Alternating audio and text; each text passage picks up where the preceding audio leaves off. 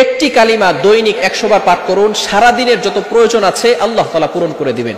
একটি কালিমা যদি আপনি 100 বার পাঠ করতে পারেন, আল্লাহ তাআলা আপনার সারা দিনের প্রয়োজন দূর করে দিবেন। শুধু তাই নয়, আল্লাহ পাক রব্বুল আলামিন 10টি গোলাম আযাদ করলে যে সওয়াব হয়, এই রেওয়াজ আপনার আমলনামায় আল্লাহ তাআলা দিয়ে দিবেন। Can you imagine that? আপনি কল্পনা করতে পারছেন?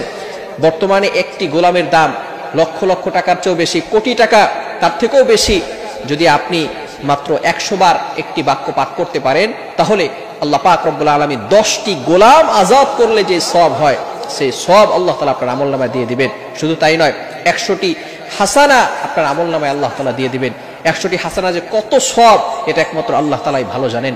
এবং তৃতীয় নাম্বার হচ্ছে 100টি গুনাহ আল্লাহ তাআলা ক্ষমা করে দিবেন। চতুর্থ নাম্বার, যে ব্যক্তি ফজরের নামাজের পরে 100 বার এই কালিমাটি পড়বে, পরবর্তী দিন ফজর পর্যন্ত সারা দিন রাত আল্লাহ পাক রব্বুল আলামিন শয়তানের কুমন্ত্রণা থেকে তাকে হেফাজত করবে। বলেন সুবহানাল্লাহ।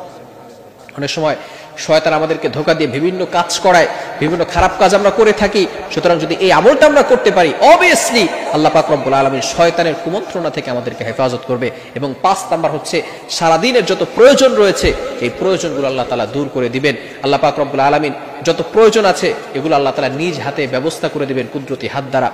সেই দোয়াটি হচ্ছে, কালিমাটি হচ্ছে, লা ইলাহা ইল্লাল্লাহু ওয়াহদাহু লা শারীকা লাহু লাহুল মুলকু ওয়া লাহুল হামদু ওয়া হুয়া আলা কুল্লি শাইইন কাদির।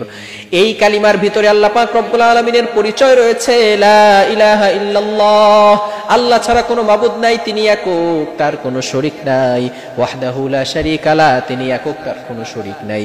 সুতরাং যে ব্যক্তি আল্লাহ তাআলার পবিত্রতার ঘোষণা দিবে, আল্লাহ তাআলা এক এই কথার ঘোষণা দিবে, তার সাথে কাউকে শরীক করবে না এবং আল্লাহ তাআলাকে মহব্বত করবে, আমার আল্লাহ ওই বান্দাকে মহব্বত করে ওই বান্দাকে সকল বিপদ আপদ থেকে হেফাজত করে দিবেন। সুবহানাল্লাহ।